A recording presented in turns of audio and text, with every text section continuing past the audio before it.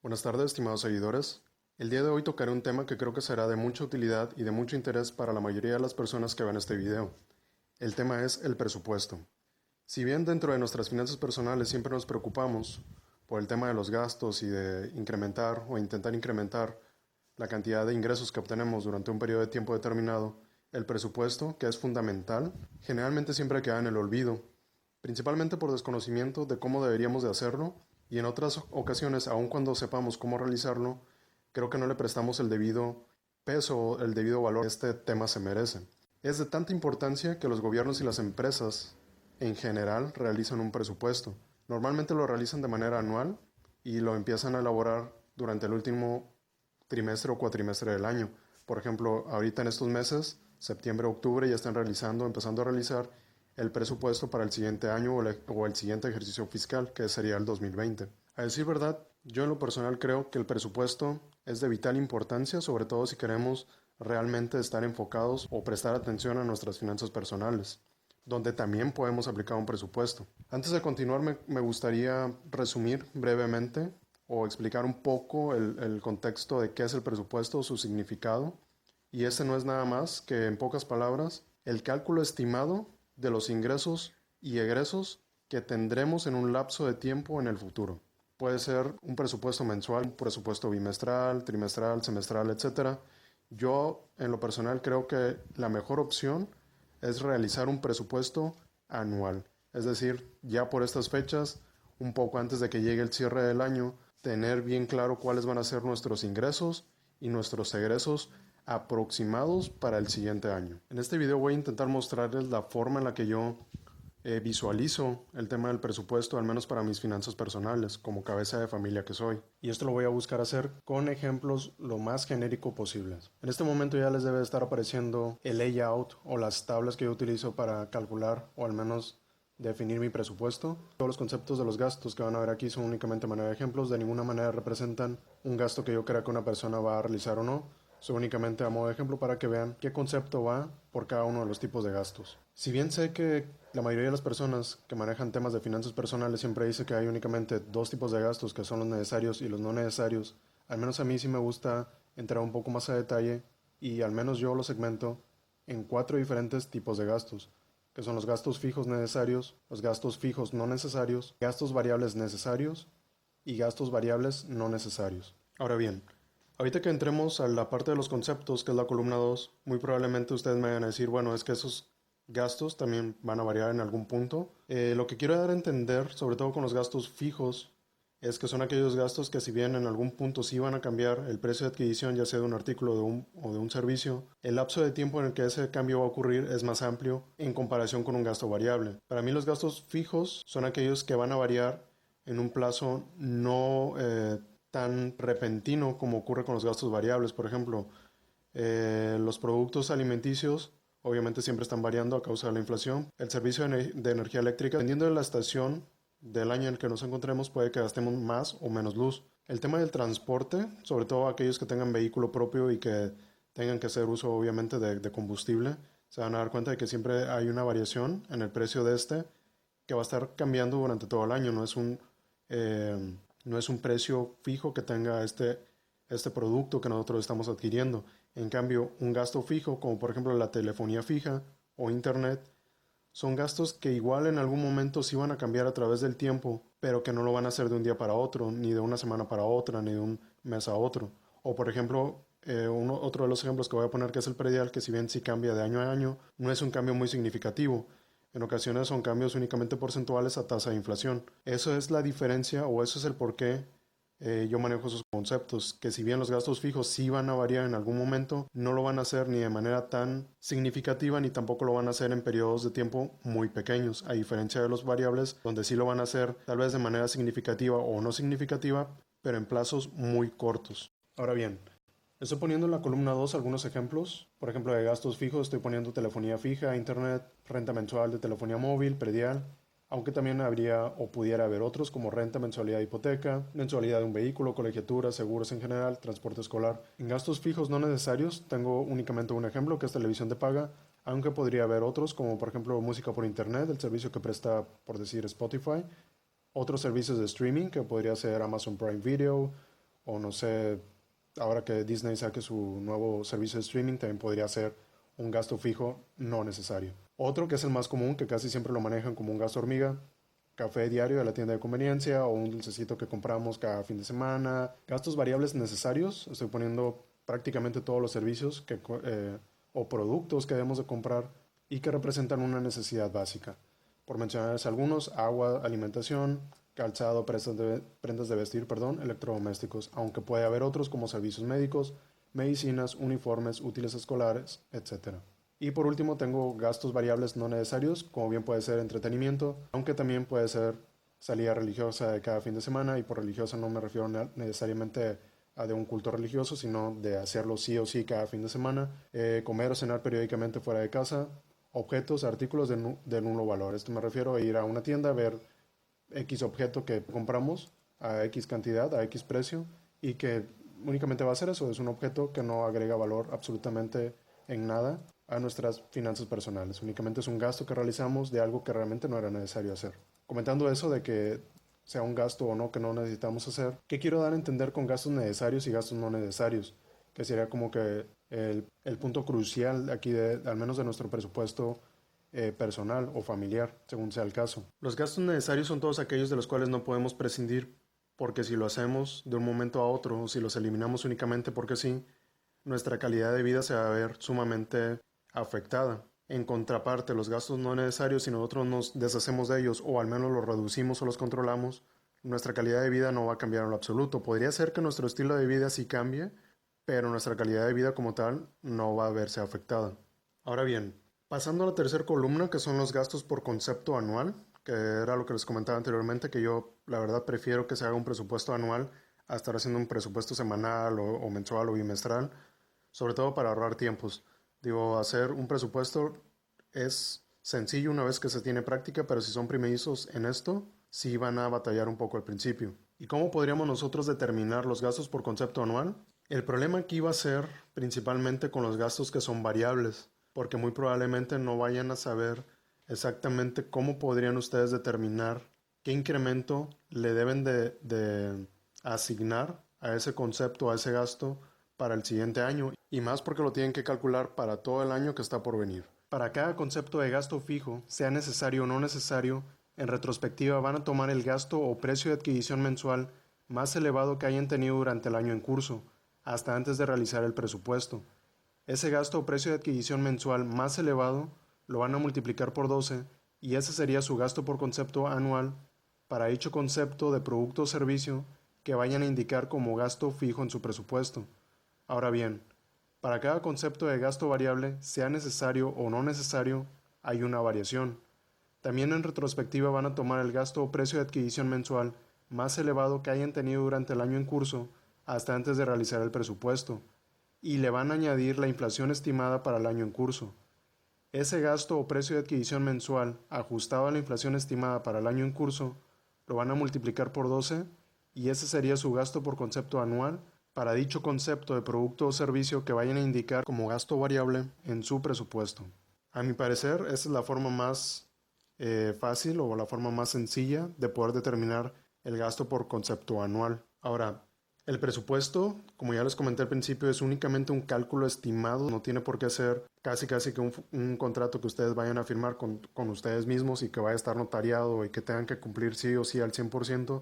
Es únicamente una estimación para que ustedes vean cuál pudiera ser la situación que se les va a presentar el siguiente año financieramente hablando. Si bien lo ideal del presupuesto es seguirlo al pie de la letra, no debemos olvidar que habrá imponderables que no podremos prever ni controlar, y esos podrán ser a nuestro favor como ingresos adicionales no contemplados, como por ejemplo un bono en el trabajo, y también podrán ser en nuestra contra, como gastos no previstos que generalmente son por salud.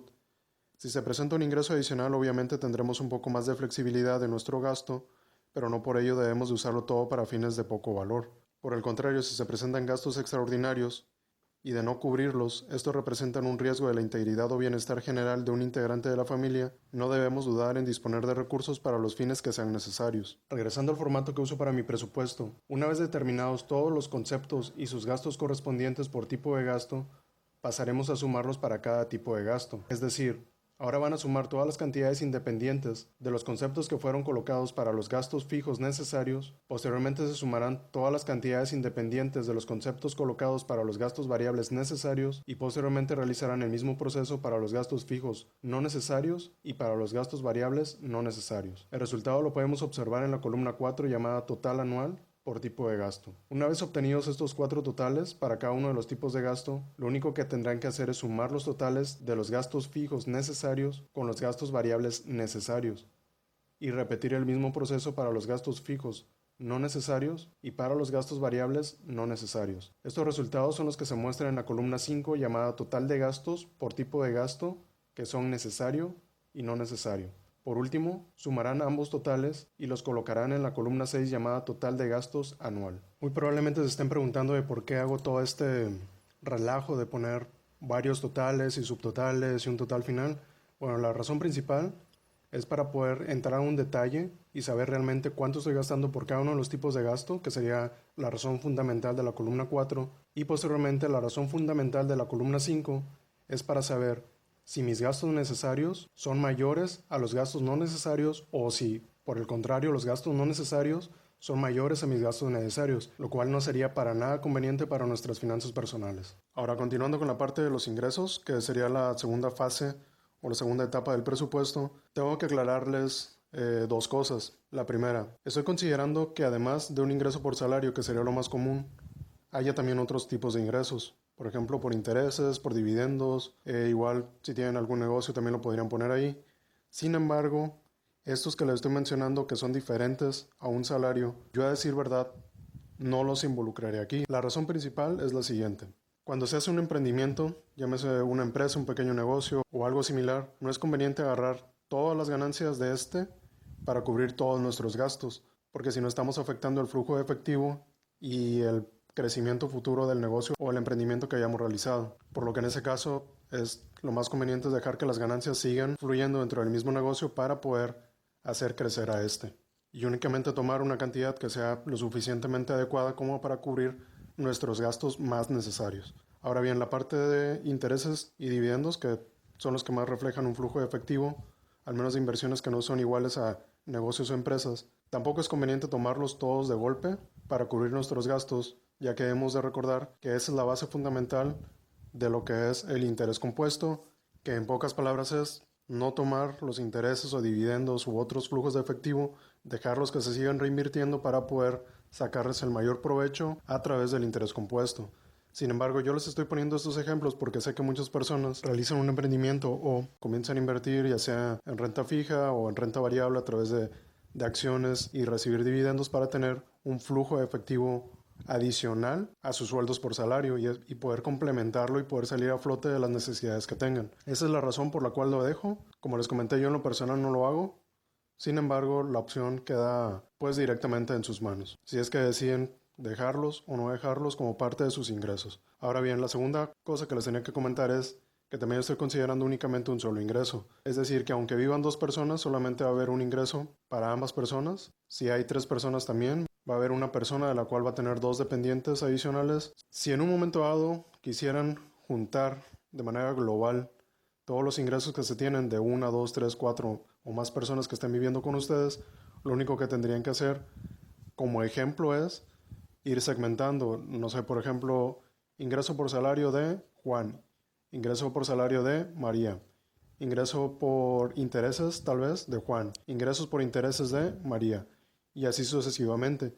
No necesariamente tiene que ser de esta manera, es únicamente un ejemplo muy general que estoy dando, ya que hay una forma de determinar un presupuesto y digámoslo así, un prorrateo de gastos, sobre todo cuando se manejan las finanzas personales en pareja, por decirlo de alguna manera. Sin embargo, dado el ejemplo que estoy manejando y lo quisieran ajustar a dos, tres o más personas, creo que esa es la forma en la que deberían, al menos desde mi punto de vista, de manejarlo. Sin embargo, el ejemplo que les estoy dando, como ya se los comenté anteriormente, lo estoy diseñando únicamente para una cabeza de familia. Es decir, el diseño está enfocado en que los ingresos provengan de una sola persona.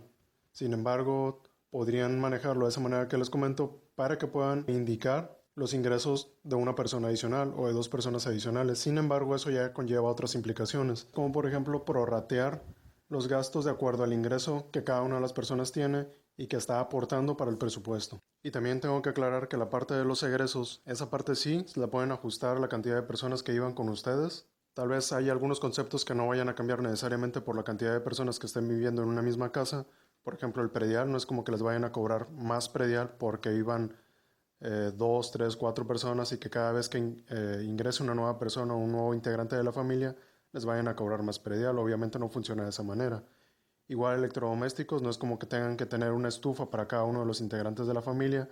Hay algunos gastos que igual con un poco de criterio ustedes se pueden dar cuenta que no es necesario incrementarlo por el número de personas que estén viviendo en una misma casa habitación, pero habrá otros que sí. Yo a manera de ejemplo tomé como si una sola persona estuviera viviendo en una casa. Sin embargo, a partir de ahí ustedes pueden calcular cuáles son sus gastos habituales. Igual si ya son una familia bien conformada y son tres integrantes, bueno, de una vez aprovechen y los gastos tómenlo como para tres personas y sobre eso manejen su presupuesto, que de hecho sería lo ideal, ya que los conceptos que yo estoy poniendo son únicamente manera de ejemplo y es lo ideal que ustedes bajo sus hábitos y necesidades de consumo determinen cuáles son los gastos, bien sea para una sola persona, para dos, para tres, de acuerdo a los integrantes de la familia que cada uno de ustedes tenga. Ahora bien, para finalizar, lo único que se tiene que hacer es enfrentar el total de los ingresos contra el total de los egresos, que es lo que dejamos en la columna 6, y esa sería la razón fundamental de dejar esa columna ahí marcada con un valor. El resultado de esa diferencia será un excedente teórico que podríamos usar, entre otras cosas, pues para invertir. Solo recuerden que es un cálculo estimado y no una capacidad de inversión real como tal. El resultado va a variar, obviamente, de una persona a otra. Algunos tendrán un margen más amplio que otros y otros tendrán un margen pues muy cercano a cero o incluso inferior a este. Para aquellos que estén en números rojos o cuyo margen no sea tan amplio, en este canal iremos viendo algunos tips muy puntuales para buscar darle la vuelta a esta situación. Pero de momento solo les puedo comentar que lo importante es que sus gastos no necesarios no sean mayores a sus gastos necesarios, pero no por ello debemos de inflar nuestros gastos necesarios para que los no necesarios queden por debajo de estos. Se trata de aprender a identificar oportunidades de ahorro, comparar opciones de productos o servicios y aprender a ser disciplinados con nuestros egresos y control de gastos.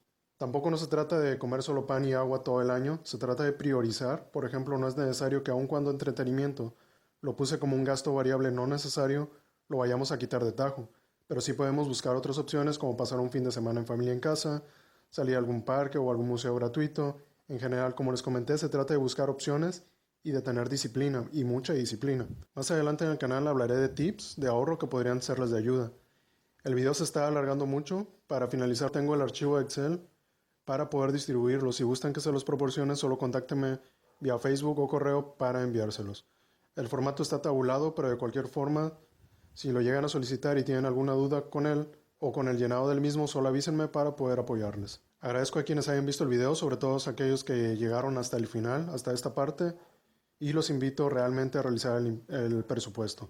Es un tema al inicio complicado, muy probablemente vaya a ser un poco más complicado para aquellos que nunca habían tratado con un presupuesto, ya bien fuera en el trabajo o un presupuesto familiar. Sin embargo, pues aquí estaré al pendiente. El resultado del presupuesto no necesariamente será igual al final del año presupuestado, pero sí debemos ser lo más honestos posibles con nosotros mismos para que el resultado sea lo más realista posible.